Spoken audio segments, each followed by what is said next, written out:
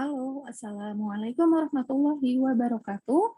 Selamat datang kembali rekan-rekan sekalian. Pada video pembelajaran kali ini kita akan membahas mengenai kondisi dalam pengambilan keputusan. Nah, pada bahasan kali ini kita akan mempelajari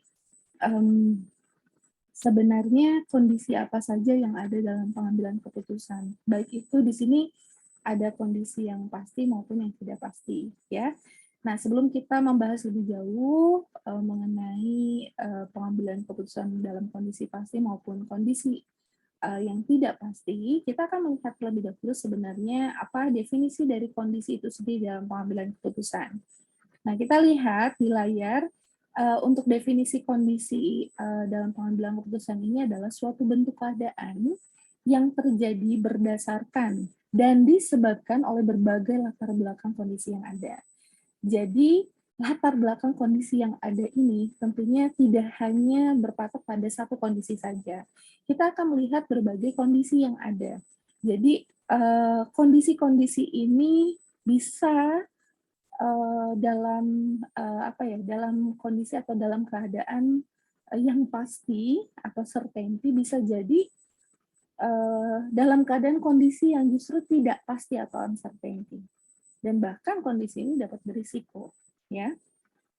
Nah, kita kembali lagi membahas terkait dengan pengambilan keputusan. Jadi pengambilan keputusan ini kan sebagai fungsi yang sangat penting sekali, ya, sangat memiliki peran yang sangat besar bagi suatu manajemen di mana nanti keputusan yang akan diambil ini didasarkan pada berbagai kondisi yang ada, latar belakang yang ada, bagaimana kondisi yang ada di masing-masing manajemen, ya.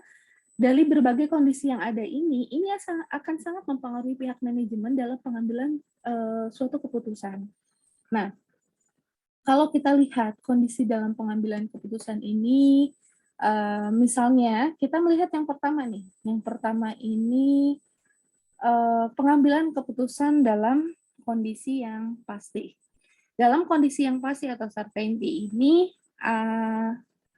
kalian lihat di layar, ini adalah kondisi di mana pengambilan keputusan ini memang dalam kondisi yang pasti, di mana proses pengambilan keputusan yang dilakukan itu adalah berlangsung tanpa adanya banyak alternatif.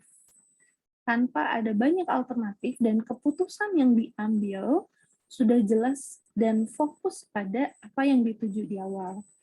Nah, dalam kondisi ini kita akan melihat bahwa sebenarnya banyak hal yang bisa kita kaji di sini, ya.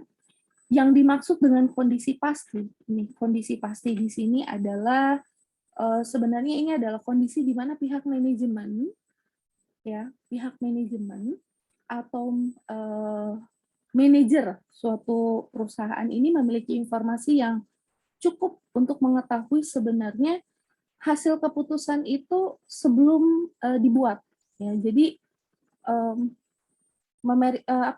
manajemen ini benar-benar memiliki informasi yang cukup besar, jadi cukup memenuhi berdasarkan apa yang dibutuhkan.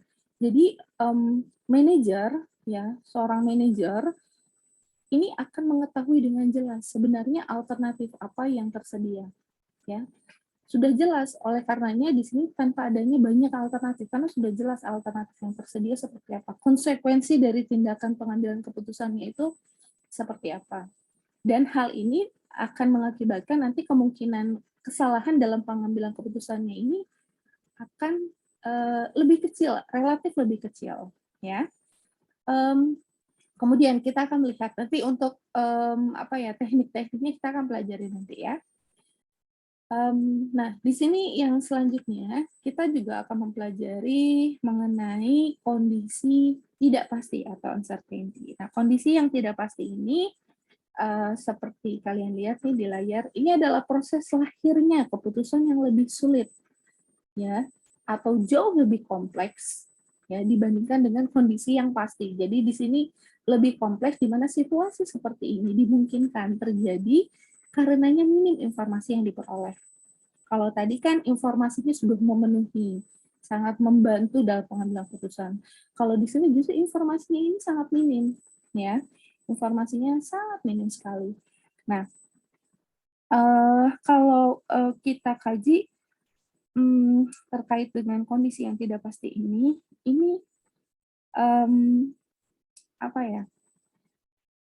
Keputusan yang diambil, ya, ini penuh dengan ketidakpastian, banyak ketidakpastian di dalamnya, atau probabilitas kemungkinannya itu sangat kecil sekali karena informasi yang banyak yang tidak dapat terjawab, ya, banyak yang tidak dapat terpenuhi.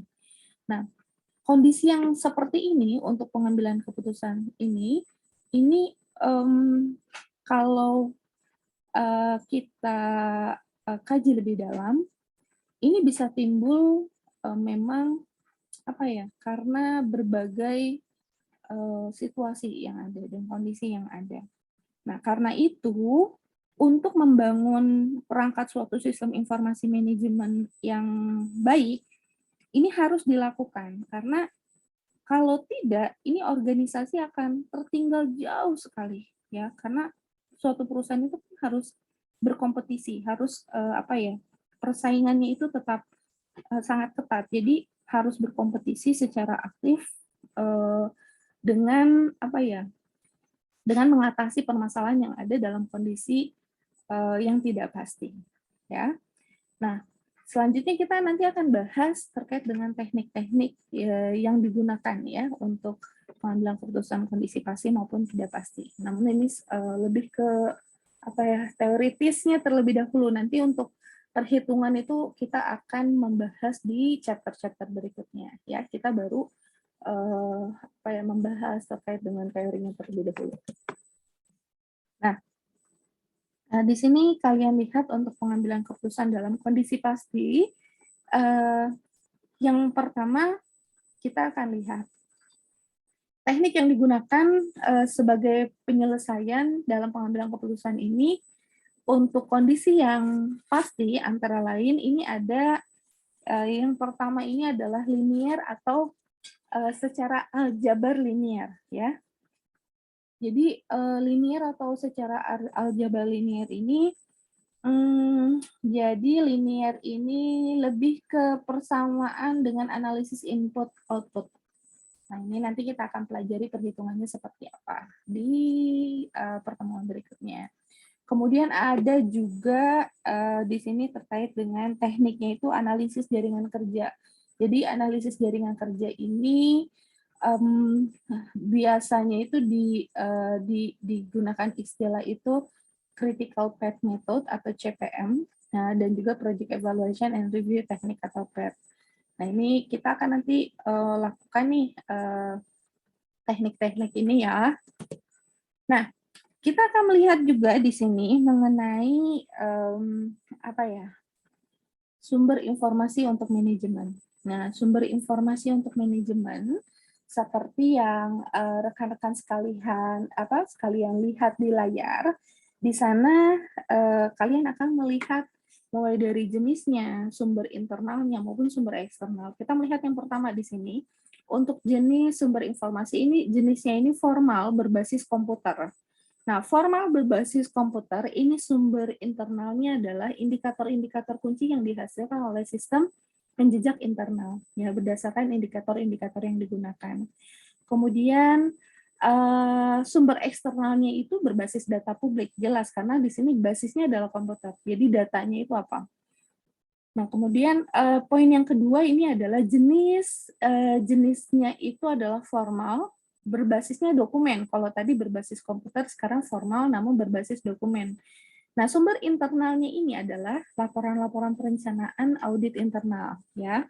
Kemudian kita lihat untuk sumber eksternalnya ini adalah laporan-laporan industri, ya. Kemudian di sini juga ada jenisnya ini adalah formal verbal.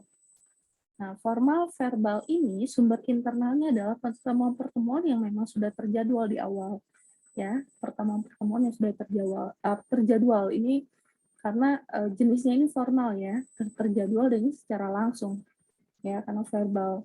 Kemudian sumber eksternalnya ini adalah forum-forum industri, ya, yang sudah terjadwal di awal.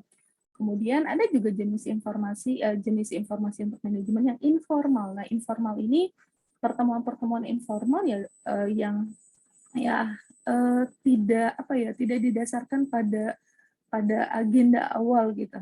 Nah, ini pertemuan-pertemuan informal seperti ya kalau kita lihat pertemuan santai di kafe, pertemuan santai di luar dari pekerjaan dan lain-lain, itu bisa digunakan sebagai sumber informasi manajemen. Ini macam-macam ya.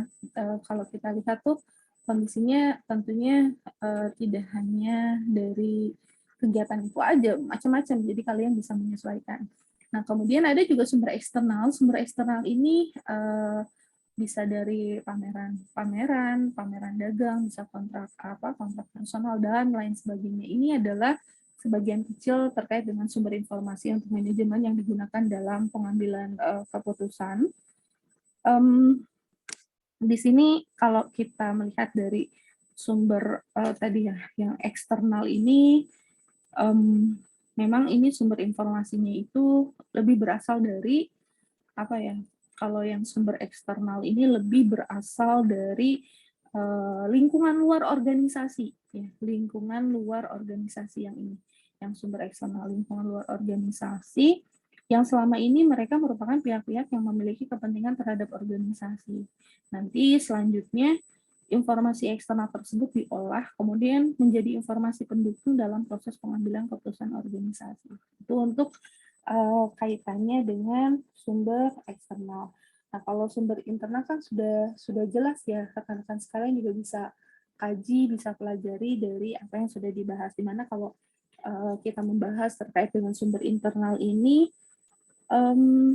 berarti lebih apa ya, sumbernya itu lebih berasal dari lingkungan atau lingkungan yang ada dalam suatu organisasi. Jadi fokusnya lingkungan yang ada dalam organisasi yang diterima, kemudian selanjutnya diolah menjadi informasi yang mendukung untuk pembentukan dalam proses pengambilan keputusan.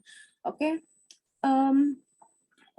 itu adalah sebagian kecil yang Ibu sampaikan terkait dengan kondisi dalam pengambilan keputusan. Nanti tentunya pembahasan ini akan berlanjut. Ini kita akan membahas terkait dengan teknik-teknik dalam pengambilan keputusan itu.